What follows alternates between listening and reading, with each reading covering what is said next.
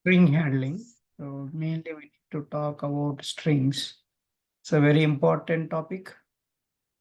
So what is string and how can we handle these strings? That's because everything in the web pages it's a string only, right? So how can we handle that strings? So you have to do a lot of manipulation to get the required result. So you will get some text. From that, you have to get required text. So a lot of things will be there. You have to apply so many string methods. Then it will give us a required result. So let's see what are all these, and one by one we'll discuss. There are so many methods. String is basically a collection of characters or an array of characters, and string is a immutable class.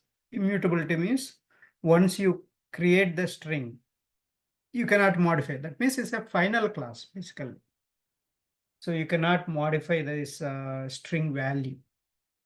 And if you try to modify, another object will create. The new object will create.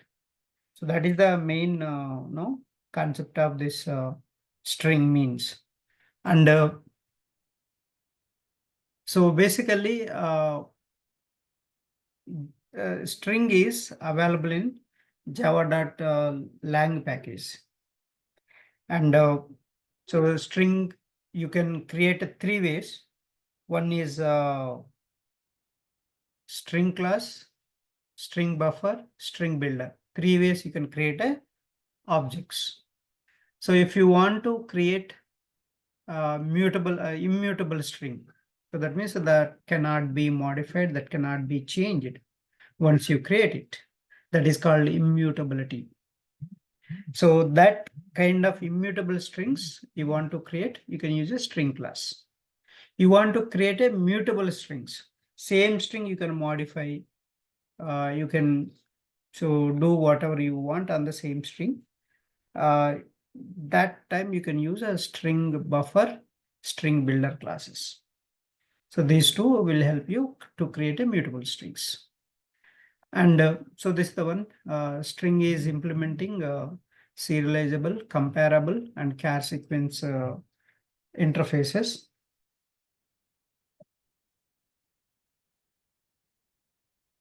Again, char sequence interface is implemented by these three classes: string, string buffer, and string builder. So how can we create a string object? There are two ways you can create. One is using a string literal. Second one is using string object with a new keyword. You can create object with a new keyword. So what is meant by string literal? If you enclose a value in double quotations, that is called string literal. So example, this one, string s equal to within double quotes. So this is called string literal. Anything you enclose in double quotations, that is called string literal.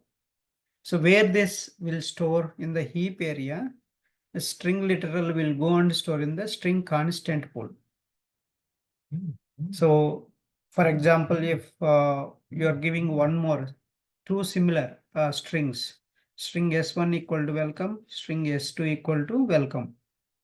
So if you give s1 and s2 references pointing to same value, such cases, we can, what will happen is, first this will create a welcome in the string constant pool.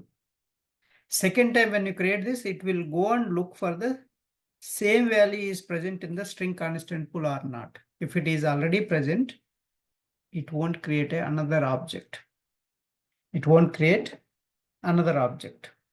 So that is the string literal is more efficient because of this. So it saves memory, right? Again, another memory it is not going to refer it. Two references will point to one memory only. That means S1 is going to have welcome, S2 also going to have welcome only. But one memory they are pointing. So they are pointing to a single memory. So that's why this string literal is more memory efficient. This is the heap inside. You have a string constant pool. This is the special memory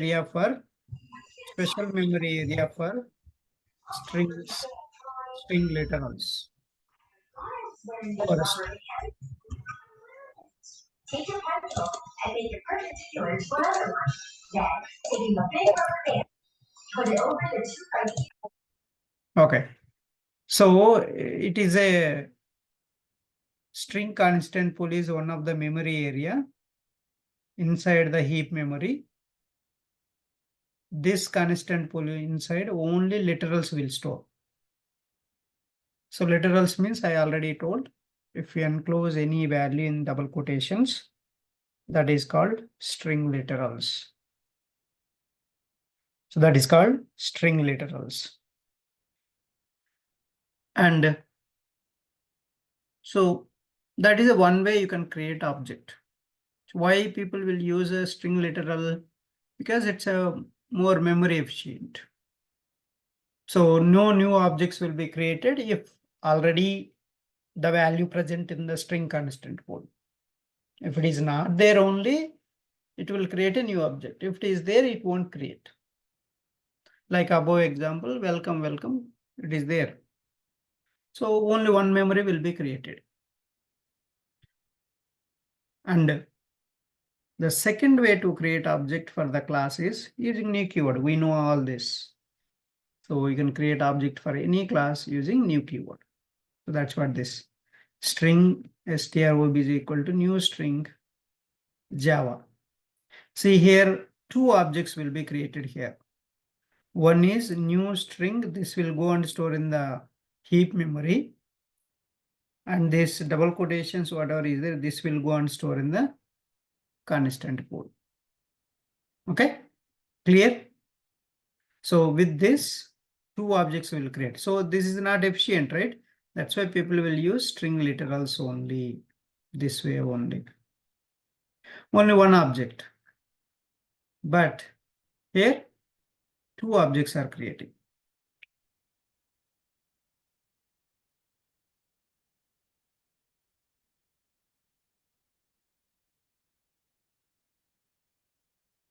So in such cases, JVM will create a new string object in normal heap memory, and the literal will, so the Java here, Java will be placed in the constant pool. So the variable str object will refer to the object in the heap memory. That is a non-constant pool area. So what is string literal and string constant pool? Please understand this is a very important topic. So string literal means when you enclose the string value in double quotations, then you will get a, that is called string literal. String constant pool means when you create a string literal, this will go and store in the a special memory in the heap that is called string constant pool. Literals will go and store in the string constant pool. So that is this string constant pool memory. So this is so these are a double quoted literal is known as a string literal, and cache which stores these string instances are known as a string constant pool. Okay, so that's a way one thing, and we already discussed the constant pool means. And so how the string constant pool works, when you create a string literal in your code like this, so string s equal to hello.java, solve in double quotations. So the compiler will interpreter will check if an identical string already exists in the string constant pool or not. That's the first thing it will go and check in the constant pool, the compiler and interpreter. So if it is there, it won't create a new memory. It is not there, then it will create a new memory. So that's the how string constant pool works. So The main advantage is so you can reuse that.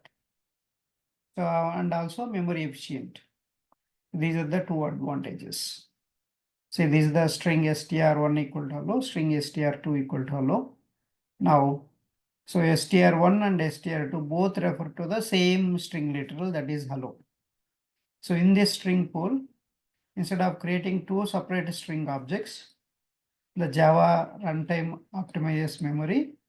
So that's why it is more efficient. Only one object is creating, right? That's why it's a memory efficient and performance also more, and even certain optimizations. So that's the main thing. And so for example, string intern method is there.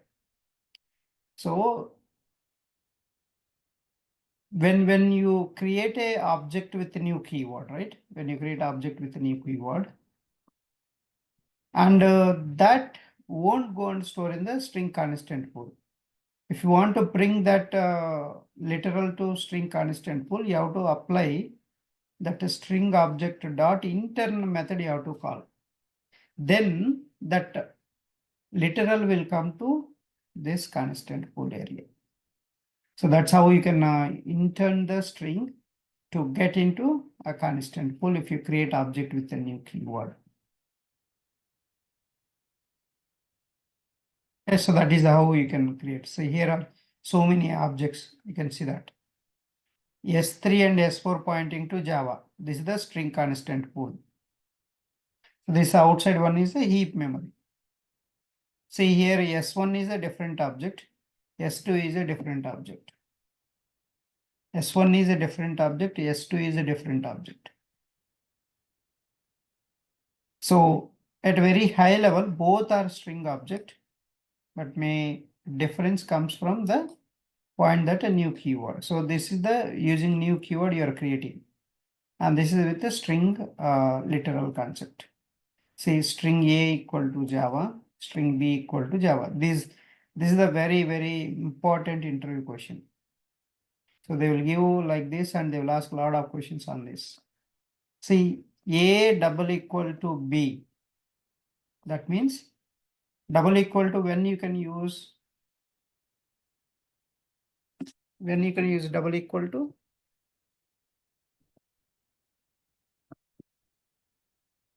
If you want to compare numbers, right? If you want to compare numbers, you will use double equal to.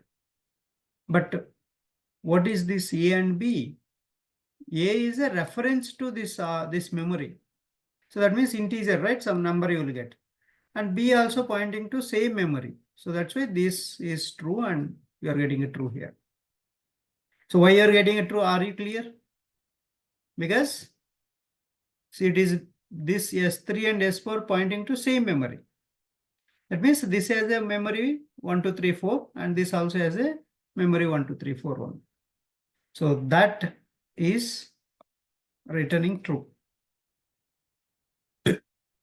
So here two different objects are created. They have different references. String C equal to new string. So Java. String D equal to new string Java. Now C equal to D false because this memory is different and this memory is different. Here also C memory reference is different. D memory reference is different. That's why you will get here false. Clear all these concepts? Any questions? This is the common interview question on this area. Like this. Similarly, when you compare string literal with a string object created with a new operator using double equal to operator, it will return false as because so this is always two different objects. That's why it returns false. So now string E equal to JDK, string F equal to new string JDK. Now E double equal to F. So double equal to means you always need to remember, not the content is going to be verified, no, compared. The integer numbers are going to be compared here. So that's what you should know this. Double equal to compares the numbers. That means E reference number, that is hash code value. The hash code value of E is different. The hash code value of F is different. So this will refer, this F refers to heap memory object. E refers to constant pool memory reference. Both are different. So now when you compare the numbers, though both are not same, that's why you are getting a false there.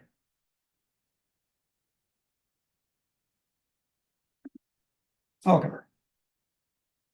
As I just mentioned, intern method. So Java by default doesn't put all string object into string constant pool. Instead, they gives you flexibility to explicitly store any arbitrary object in string pool. You can put any object to string pool by calling the intern method. So like this, string str1 equal to hello. String str, this will go and directly stores in the constant pool, no issues in that. But this one doesn't go and store in the constant pool. If you want to put this in the constant pool, you have to call intern method. Then only this will go and store in the that. Now see, str1 equal to str2. So now what will happen is, so this also will go and refer to the same memory, because str1 here constant pool. When you do intern, this will also refer to that memory only. So that's why you'll get a true here.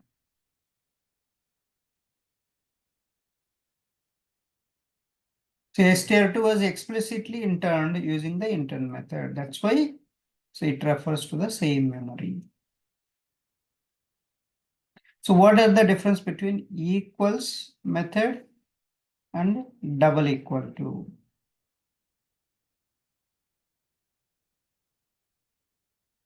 Right? So what is the difference? So double equal to will be used to compare the integer numbers, and equals method is used to compare contents of a string. So contents of a string you can compare with the equals method, and references, integer numbers will be compared with a like a memory address. References means memory address will be compared with a double equal to. Okay, so that's the two important things. You see, str1 and str2. This is the numbers will compare. That is true. So str1 equals str3. So str1 equals str3 means these are different. That's why we'll get a false here. So str1 equals str3. This is true because the content, right? This content is hello, and str1 content also hello. The content is equal, but when it compares to memory address, not same. So here, this is a true equals method, and this is returns true. Please understand, this is the kind of programs you will get there. How does garbage collection works in Java? This is also very important concept. So what is mean by garbage collection? Garbage collection means collecting the garbage, right? What garbage is there in the heap memory? It is unused objects, unreferenced objects. Basically, it is going to reclaim the memory. The system memory will be reclaimed by cleaning up unused objects in the heap area. So it basically identifies the objects that are no longer reachable through the references, and it will free up the memory occupied by those objects. Basically, JVM has a built-in garbage collector that runs frequently. So checking that which objects are no longer needed, and then going to release them. Release them is freeing up the memory. So that is the garbage collector, how it works. Why strings are immutable? This is another interview question. Why strings are immutable? So as mentioned, strings are immutable because they cannot be changed. Once you create, we cannot modify them. So efficiency and performance. So immutable strings are more memory efficient and faster in certain operations. So when string is created, it can be stored in a memory pool, constant memory pool. And subsequent strings with the same value can reference to the same memory location and reducing the memory usage. So because strings are immutable, that is the reason its performance and efficiency will be increased.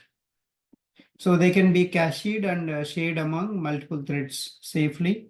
So that improves the performance. So thread safety. So thread safety means immutable strings are inherently thread safe, right? So they are thread safe. In multi-threaded environment, if one thread tries to modify a string, it cannot change the original string's content. This immutability, so basically improves the performance also, and also it eliminates the need for explicit synchronization when working with the strings. So and the security, so immutable strings enhance the security. So for example, when you are storing passwords, security tokens, any sensitive information, you can store in the string variable so that it is not going to be changed by anybody. So nobody allowed to change it. So that is this security purpose. This is very, very important for. So this security is very important. Such cases, strings are widely used. Hashing and caching. So immutable strings are suitable for using as a keys in hash tables because their hash code remains constant. If a string were immutable, its value changed. So and then everybody can change it, even passwords and string file length, file path, and any sensitive information. If you allow them, they will modify. So then your purpose won't be solved. So that's why strings they made immutable so that nobody can change it. If they try to do also, original string will be there and a new string you will get it.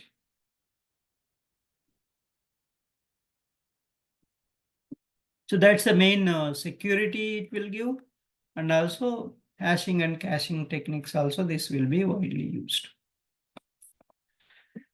So if you allow to modify, what will happen? It will lead to inconsistency while retrieving the data.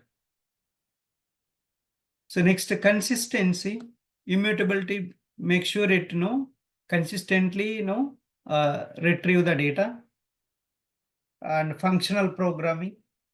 So in functional programming, immutability is a fundamental concept. And so when immutable strings align with functional programming, and you can easily maintain the code properly. So that's a main advantage with the string immutability. String pooling. So many programming languages implement string pooling. The common strings are interned and shared to reduce the memory usage. And also immutability makes this pooling mechanism more effective because identical string literals can safely reference the memory locations. So that is the reason pooling is also very important. That will be achievable with the string is immutable. So optimization. So you can optimize immutable strings because the compiler and runtime environment so checks various performance related things. So that you can optimize by making strings are immutable and using them. And it will avoid the redundant string copying operations, leading to better performance.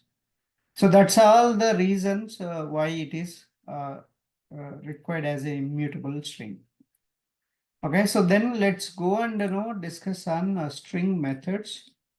We'll write a code on the string methods. Then all the methods one by one I'll explain. Okay. Let's go and write string methods.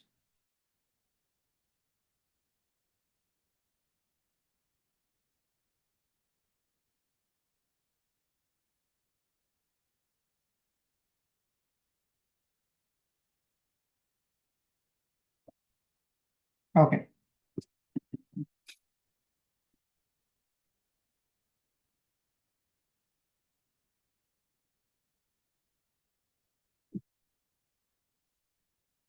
So I'm just creating a new class,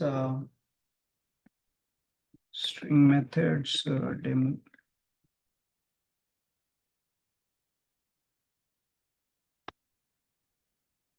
Okay. Let me create a package. I'll move into that package.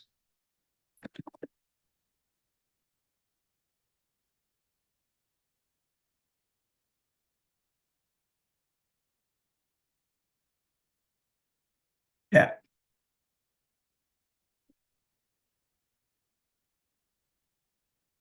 So take main method.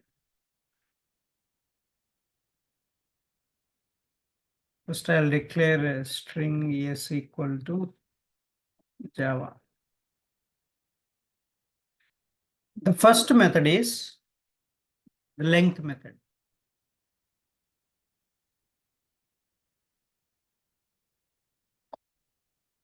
So the length method, basically it finds number of characters in given string. So returns integer. So returns integer. So int. So length equal to s dot length method. So the string methods are very important. You have to be very, so you should know properly these things.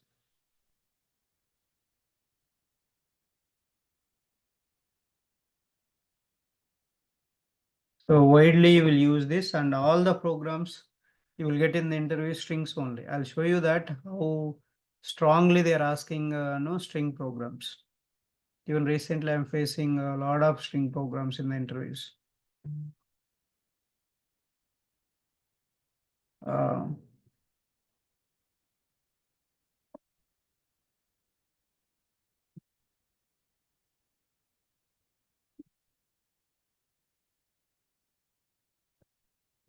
so simple, easy to execute. That's a very good feature here in the IntelliJ. I hope you also started using Bhavya or not yet. The IntelliJ. Not yet, Ramesh. I installed. I haven't used it. Yeah, okay, start using that. It's good. Okay. Okay, yeah. So nowadays everybody using this IntelliJ only. Parallel, if you work, we will lose your.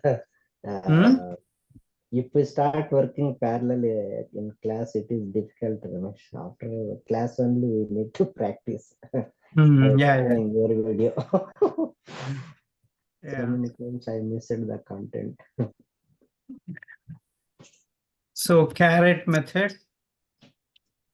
So second one, int index. So charAt method basically it fetches the character at a given index. It fetches the character at given index. So return type is char. So every method return. So you know return type methods how to call, right? So data type. I don't know you remembered or not, but let me recap that. So string object reference dot object reference dot. So return type non-static method. These are all non-static methods. So every method in the string class, they will return a value. See now, for example, I want to return char c equal to s dot charAt of. So I told you, yes, so strings are array, so kind of things, right? You can give 2. So 2 means, suppose this is a string, our string is s equal to, so Java, right? So now here see 0, 1, 2, 3. That's it. So 0 means first J is there. 1 index A, 2 index B, third index A is there. So that is what we should get now here. So what value it will store in the C? V. V will store.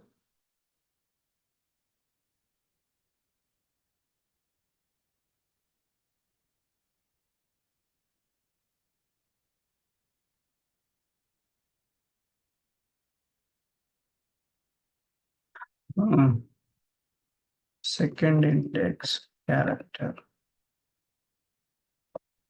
Just print it. C. So like this, any index, you can get the character with the charAt method. This is another widely used method in the programming. Length charAt method we will use widely. See, you got a V, right? So next one, next method. So toCharArray.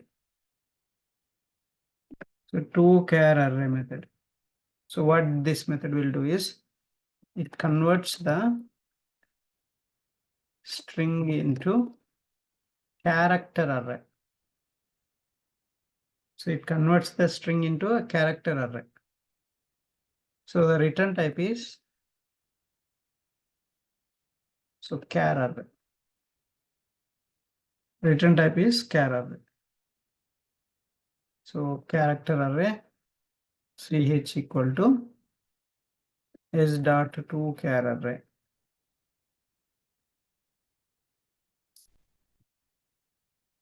Now you know how to print this array, because before it was a string. Now we converted all of them into characters, but each element is a one character in the array.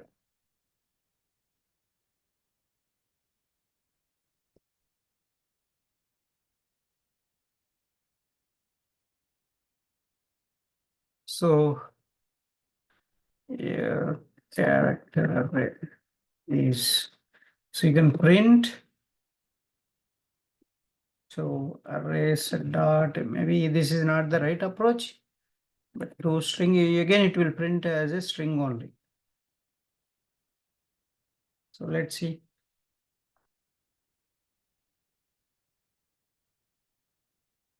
So again it will print as a printing as array.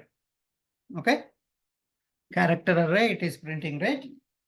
Before it is all combined. So when you apply toCharArray, what happened? It converted into character array. So then next method is concat method.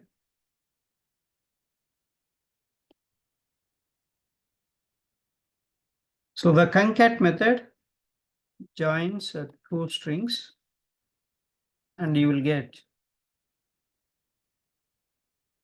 new string. The return type is a string object. So I'll just string return type s3 equal to s dot concat.